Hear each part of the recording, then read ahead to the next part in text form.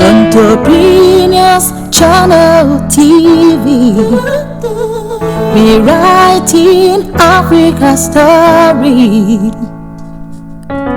through enterprise Amazons. We promote women in business. We showcase women in business. Entrepreneurs Channel TV, creating a platform of expression for every woman.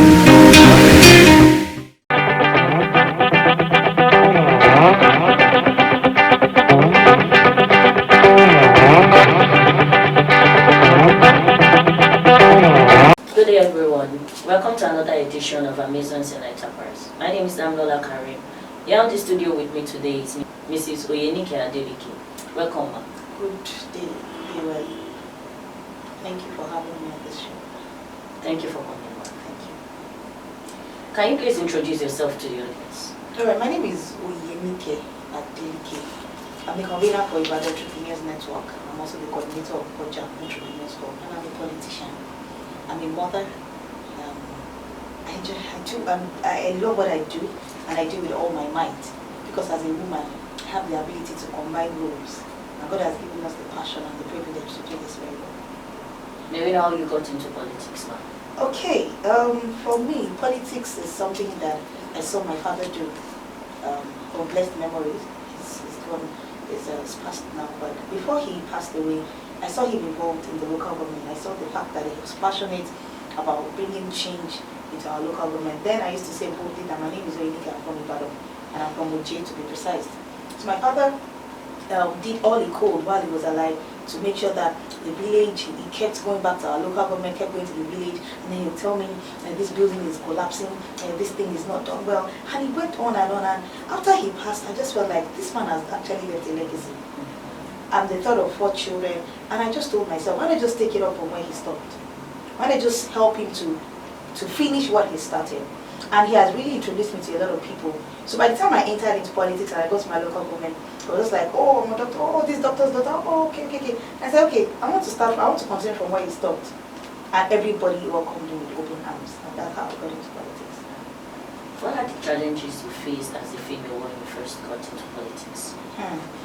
That's quite an interesting question, because the first impression of people about women in politics is that any woman that goes into politics, are you sure she's married? Are you sure she's happily married?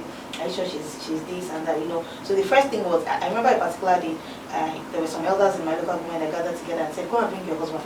I want to see who married you. I want to see, is your husband in support of this and all that. So we overcame that, and then the next thing was, who even gave you the guts? How did you get the boldness to come out?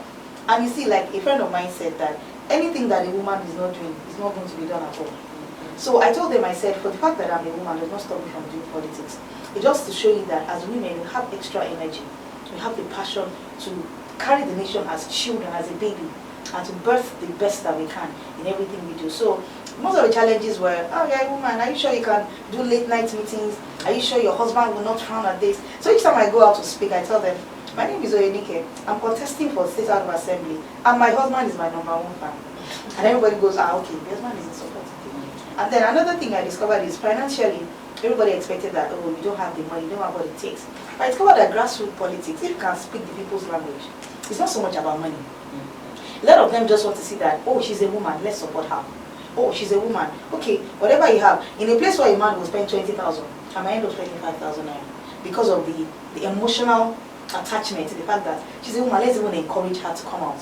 And that really helped us. But the financial aspect was a bit of a challenge. But thank God for family, friends, supporters here and there. We were able to survive.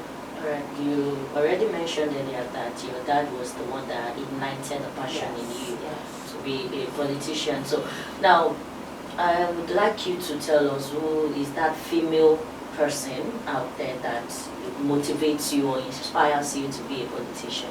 Well, before I went into politics, it was my dad. And then after I got into politics, I met a woman called Chief Mrs. Bola. She's someone that I've been able to speak with once or twice. And looking at her life, looking at her achievements, she started politics at a young age because her mother was into politics. And she started very small, so she was able to encourage us to say, you know what, start where you are, start with what you have, start at the local level, start at grassroots. So looking at her life, I still read up on her. She's somebody that her life and her work and her achievements politically has been able to encourage me to keep going, and it's still encouraging me. Let me know how you source for funds for your campaigns. Well, like I said, at some point I looked back and I started asking myself, how did I spend so much? You know, there are times when you're at a point where you're just looking like, where will this money come from? And somebody just calls and says, I heard you are going into politics.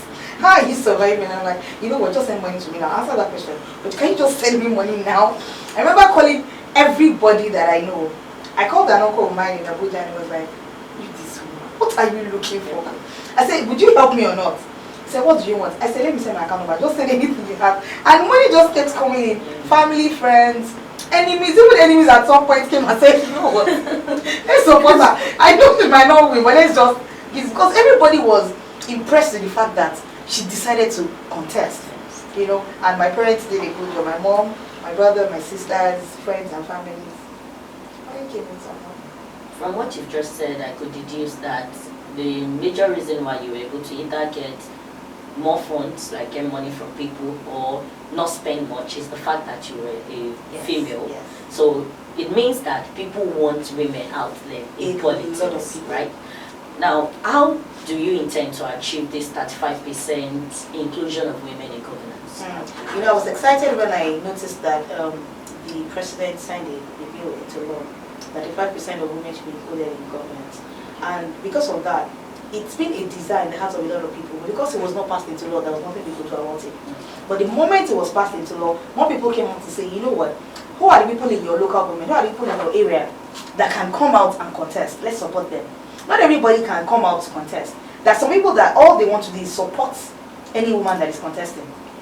I have a fantastic neighbor. She said, I don't want to do, I'm not going into politics, but anything that concerns you and going into politics, I'll do everything I can to make sure that you succeed at it. So for me, it's more like people have been anticipating. They've been waiting that let women come out, let women come out. Why? Because they know that Yoruba will say a woman that hears the cry of a child cannot sleep.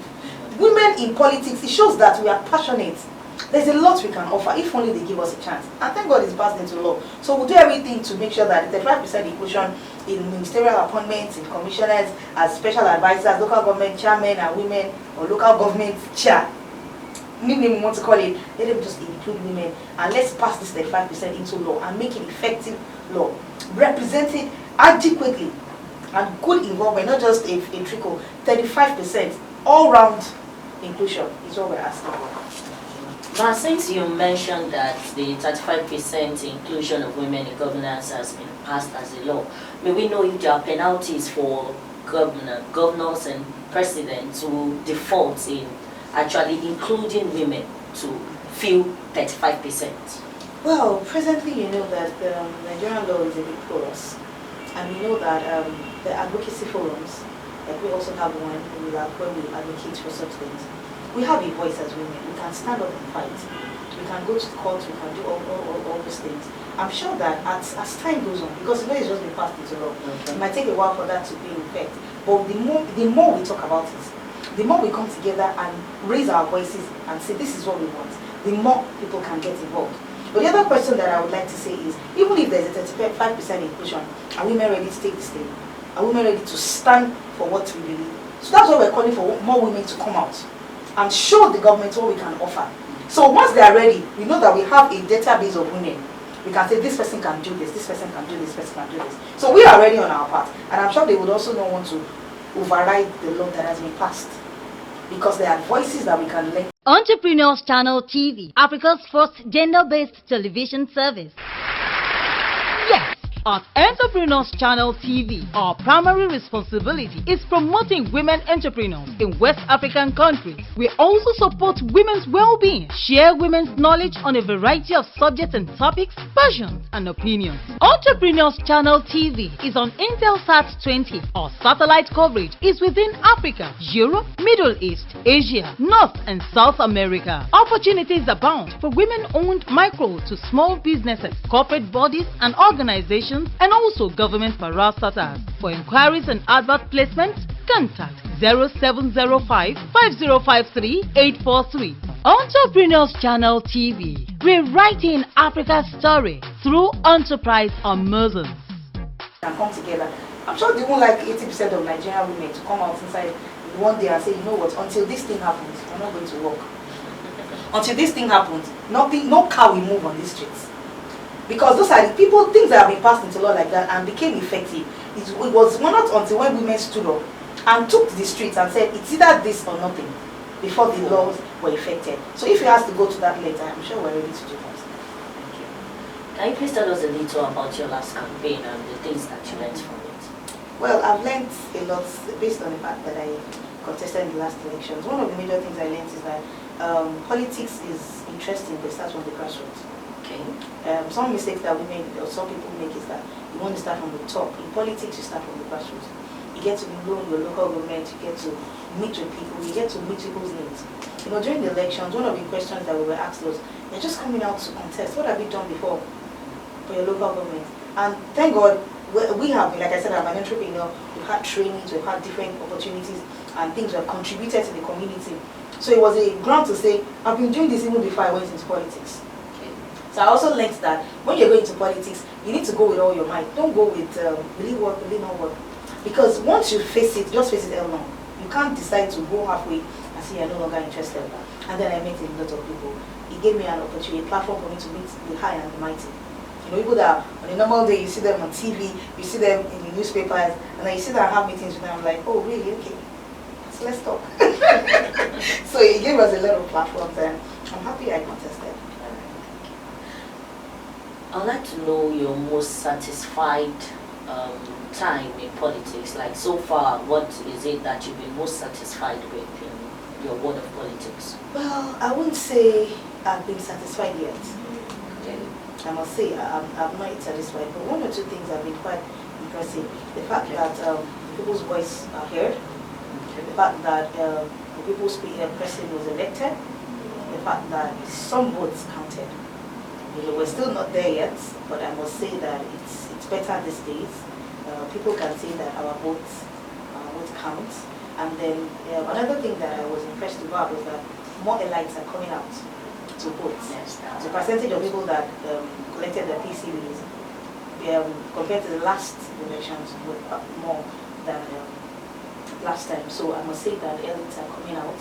When people are getting involved in governance and politics, suddenly everybody is saying, you know what, we're going to see to the root of this thing. And then yes. I remember a picture I saw on Instagram where a particular local government, somewhere in Lekki, where they had a canopy, people yes, sat down, true, yes. Everybody ensured, they didn't even leave after voting, they made sure they counted the votes. And everybody was happy, they had coffee and tea, you know, those old women, old men, elites, everybody coming out. I was happy because I feel like we're getting better, we're getting there. Ma, I'd like you to tell us your stand on politics in Nigeria. There's only one stand I have for now. Advocacy. Women inclusion. Okay. More women need to come out, and we need to be given the platform to express and to showcase and to render our services. You know, it baffles me when someone has something to offer and they're not given the platform or the opportunity to hear us out. Give us a platform. Let's even see what we can contribute to the economy. Let's see how far we can go. So one of the things that I'm going to say in Nigerian politics is that 35% inclusion has to be put into effect. More women must come out, and those who are coming out, let's not discourage them. Let's give them opportunities to contest, to get involved, to support. And once that has been achieved, I'm sure the economy will be able to take effect, or to have a positive effect on the economy. Now, what is your vision for our nation, Nigeria, as a politician? Well, I'm sure I'm not going to get tired of me saying it. My vision is about women included in politics. My vision is to see more women get involved, actively involved, and contribute their quota to the success of this economy, politics. Have you progressed in your career as a politician as you had hoped when you started? Yes, I have. I have quite, not 100%, but quite a number of progress. Yes, I've gone a long way because I've been able to. I've been involved. I'm presently involved in politics and governance. So you know there are times when you read up stories and you're like, is it true, is it not true? You actually know the roots for some of these stories, why people do what they do. Okay. You know, you're being able to see behind the curtain. You're being able to see what triggers some actions, why people do what they do, and you know that gives you more. It's like a shining light in a dark place. So that's quite impressive for me, and I'm happy about it. Where do you see yourself in the next 5 years, political-wise, actually? The next 5 years, I want to be relevant in government. I want to be a voice and a household name. I want to look back and see a lot of women doing the same thing. I want to look at Nigeria and see a female president, a female governor. I want them to be fully represented and supported by whoever is in power. And I want this to take effect in the economy. My vision for Nigeria in the next 5 years is that women will be included in governance, in leadership. And I believe that's good. You mentioned something that you hope, like in the next 5 years, that women will be presidents. I don't know, so far, have we seen any female that actually come out as a president? Oh, yes. Last elections, we had 3 or 4. We had 3 or 4 women come out as presidential candidates. And they did well. And their voices were heard. Alright, so we have hope that there's probably so in the much next hope. 4 years, Yes. a female would actually not just come out, but With win. elections, God help us. Alright. Now, what is your advice to other females that are hoping to come into politics? Take the step. Join the party. Get involved. Stop getting scared. If I, Oyenike Adeleke, can run an office, contest in an election, and I'm still standing, and I'm still smiling, you can also do it. I'm going to tell you, it's not like the road is easy, but you're not going to be alone. That's why people like us are going to say, you know what, whatever it is, let's roll this boat together. I'm advising all women to be bold enough. Write down your visions and your dreams and pursue it. Especially for women that have passion to go into politics. You can do it. It is possible. It is doable. And with God on our side, our voices will be heard. Thank you. You mentioned that you are not just a politician, you also run a business, you're an entrepreneur, you're an entrepreneur, and then you definitely own a family. You mentioned that your husband is in support of you being a politician. Now, how do you combine these 3 great jobs, do them well? You know, support is a major thing. Once you can get the support of your family members and your loved ones, it's quite easy. And then it has to be a lot of put structures in place. Alright, as a business person, a mother, and a politician, it has a lot to do with support. Back home, support, like I said, my husband is in full support of what I'm doing. But I also make sure that I balance it out. I spend time with the family. When it's time to work, I work. When it's time to play, I play. It's particular day of the week where we just set aside to say everybody has to be together, except for rare occasions. And another issue is once there's a structure in place, once things are well structured, a woman can achieve almost anything. It might be demanding. That's why we also keep saying that women should take time out to rest. Because some of us can get so busy that we don't even get to rest at all. But with the balance of the children calling, mommy, I want this and all that, there's no how you will be forced to go to a movie or be forced to take them out. So those are the kind of ways we try and take time out. And like I said, once you have support of your family members and have structures in place, everything will be fine. Thank you. Thank you for coming on here. Thank you for having me. It was nice having you on here. Thank you. Viewers, I'm sure that you've learned a lot so far. I hope that this won't just stop here. Just as they've been mentioning that you need to include 35% of women in governance. I hope that the women that want this to be achieved, they will come out, and so that we can actually have people to impute them. The government may end up telling us that no, they couldn't because women were not there. So please, as women, I advocate to us all that please let's come out, let's be involved in politics, in governance, and I hope that even as we do so, our aims will be achieved. Thank you.